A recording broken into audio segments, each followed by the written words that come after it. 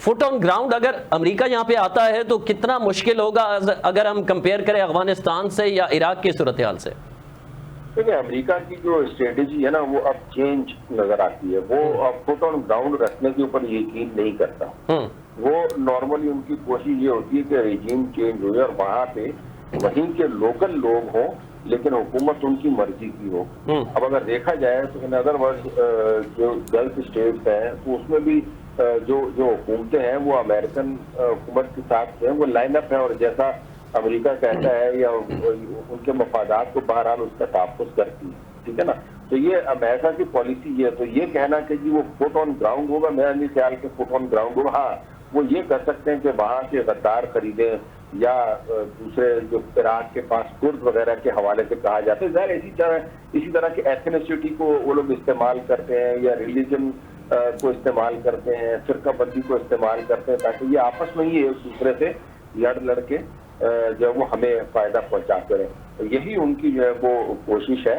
تو وہ میرا نہیں خیال ہے وہ افورڈ بھی نہیں کر سکتا ہے. ایران کوئی چھوٹا سا ملک تو نہیں ہے کہ وہاں پہ کوئی 200-400 500 1000 5000 فوجی کو وہاں پہ 22 لاکھوں میں فوج بھیجنا پڑے گی. بڑا ملک ہے وہ, اور پاسداران انقلاب میں بھی کم سپاہی تھوڑی ہے. تو وہاں پہ ڈائریکٹ امریکن جو آرمی ہے وہ ڈپلوائے ہونا نہیں نظر آتا مجھے. ہاں وہاں پہ سب سے پہلے کوشش ان کی ہوگی کہ رجیم چینج کی جائے, اپنی مرضی کی حکومت لائی جائے. اب اس کے لیے وہ بغاوت کروائیں, غدار خریدیں, کردوں کی حکومت بنائیں, کچھ بھی کریں.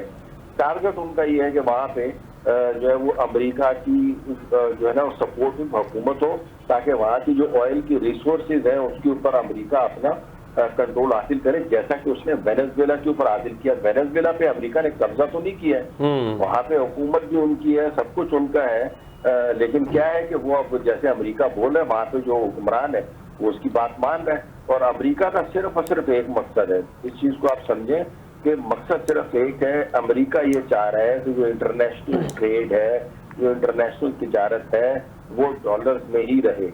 جب تک ڈالر میں تجارت رہے گی امریکہ کا اپر ہینڈ رہے گا, کیونکہ اس کو نظر آ رہا تھا کہ چین, روس, انڈیا, برازیل اور دیگر ممالک نے یہ لوگ آپس کی کرنسیز میں لین دین کرنا شروع ہو گئے تھے. تو اس وجہ سے امریکہ کا ڈالر مسلسل جو ہے نا وہ گر رہا تھا. تو اس کو جو ہے نا وہ ایک نئی زندگی بخشنے کے لیے, اور سب سے زیادہ جو تجارت ہوتی ہے وہ دنیا میں وہ تیل کی تجارت ہوتی ہے. تیل کے اوپر اگر امریکہ کا کنٹرول ہوگا تو تجارت جو ہے وہ ڈالر میں ہوگی, اور جب ڈالر میں تجارت ہوگی تو وہ امریکہ کے لیے فائدہ مند ہے. یہ امریکہ کی سروائیول کا جو ہے نا وہ سوال ہے, اور یہ اگر اس طرح چلتا رہے گا تو کام صحیح ہوتا رہے گا. مطلب اب امریکہ کو تیل تو نہیں چاہیے نا, امریکہ نے اس کی ریکوائرمنٹ کے مطابق تیل اس کے پاس, امریکہ کے پاس موجود ہے, بٹ ہی وانٹس کہ تیل کی جو تجارت ہے وہ ڈالر میں. اگر رشیا بھی یہ کام شروع کر دے تو بھی اس کو کوئی مسئلہ نہیں. انڈیا کے اوپر وہ دباؤ ڈال رہا تھا امریکہ, وہ کیا کہہ رہا تھا, یہ کہہ رہا تھا نا کہ بھائی آپ جو ہے نا اس کے ساتھ کی جو آپ لوگوں نے آپس کی کرنسی میں شروع کیا ہوا ہے لین دین تو اس میں نقصان ہے, اس لیے وہ روس سے جو ہے نا وہ خریداری منع کر رہے ہیں. یوکرین کا مارگ بھی اس نے اسی لیے کھولا ہوا ہے.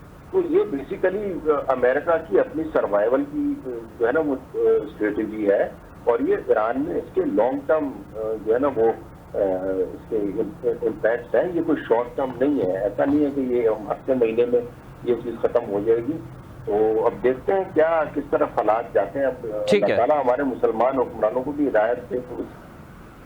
اچھا چودھری اکمل صاحب, آپ نے چونکہ کردوں کا ذکر کیا تو کردوں کی سب سے بڑی تعداد ہم دیکھتے ہیں کہ 79 میں جب ایران انقلاب یہ ایران میں آیا تو اس کے فوراً بعد ہی کردوں نے مزاحمت شروع کر دی تھی حکومت کے خلاف. انہیں کچلا گیا, انہیں کچھ وہاں سے بھاگ گئے.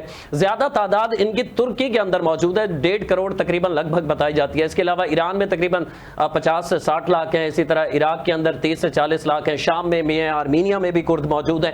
تو یہ دیگر ریاستیں جو ہیں, ترکی ہے, عراق ہے, اگر کردوں کو استعمال کیا جاتا ہے تو وہ اس چیز کی اجازت دیں گے؟ عراق الاؤ کرے گا کردوں کو کہ وہ پڑوسی ملک کے ساتھ جھگڑا مول لے لیں؟ ترکی الاؤ کرے گا؟ سیریا ہے, ٹھیک ہے, وہاں اتنا اچھا حکومت کا کنٹرول نہیں ہے, وہاں ہو سکتا ہے. تو کردوں کے ذریعے بھی بظاہر ممکن نظر نہیں آتا. میں جاننا یہ چاہتا ہوں کہ جو آپ کہہ رہے ہیں رجیم چینج تک, تو رجیم چینج بظاہر نظر تو نہیں آ رہی, تو پھر امریکہ کے پاس آپشن کیا رہ جائیں گے, کیا کرے گا وہ؟ اگر امریکہ وہاں پہ رجیم چینج کرنے میں ایران میں ناکام ہوتا ہے تو پھر یہ سمجھیں جتنا بھی اس نے کلچر کیا سارا اس کا برباد ہو گیا. یہ چیز مطلب یہ سارا جو اس نے تھیٹر لگایا ہے، یہ اس نے تہران کو جو ہے نا وہ کھنڈر بنا کے رکھ دیا، بمبارڈمنٹ اس نے جو ہے نا پورے ایران کے اوپر کی ہوئی ہے، تو وہ کوئی کسی کی شادی تھوڑی ہے کہ پٹاخے تھوڑی چلا رہے، وہی اس کی اسٹریٹجی یہی ہے۔ اور آپ جو کہہ رہے تھے جی کردوں کی حکومت، یہ حکومت اس نے بنانی تھوڑی ہے، اس کا تو مقصد صرف یہ ہے کہ کردوں کو ادھر کھڑا کر دیا، کوئی شیعہ سنی فسادات شروع کروا دیے، مطلب جو ہے نا عوام ہوتے تھے۔ ابھی اس وقت ایران کی سب سے بڑی جو اسٹرینتھ ہے وہ کیا ہے؟ اسٹرینتھ اس کی یہ ہے کہ عوام جو ہے وہ حکومت کے خلاف نہیں ہوتی۔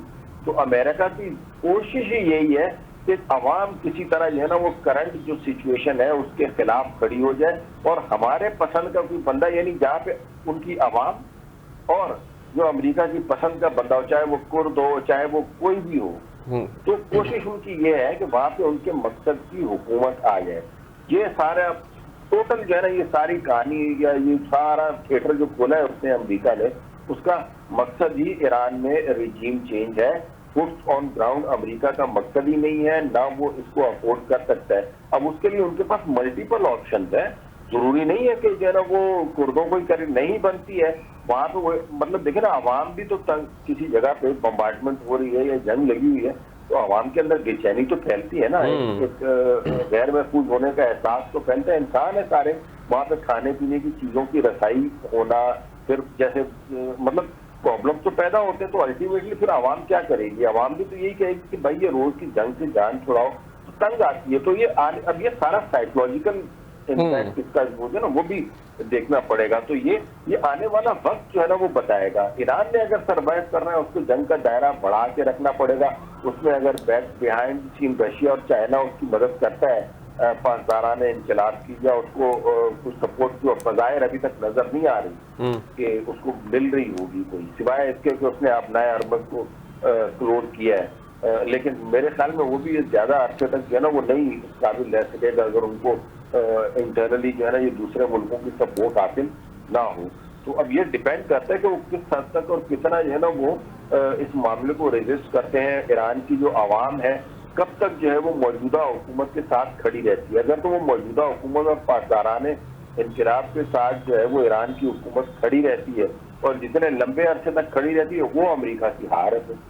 پھر جو ہے نا وہ امریکہ چاہے جتنے مرضی بم گرا دے، کچھ بھی نہیں کر سکتا جب تک جو ہے نا وہ عوام اور وہاں کی حکومت کا تختہ اگر وہ پلٹنے میں کامیاب نہیں ہو سکتا۔ یہ ہے اس کا ٹوٹل سلسلہ۔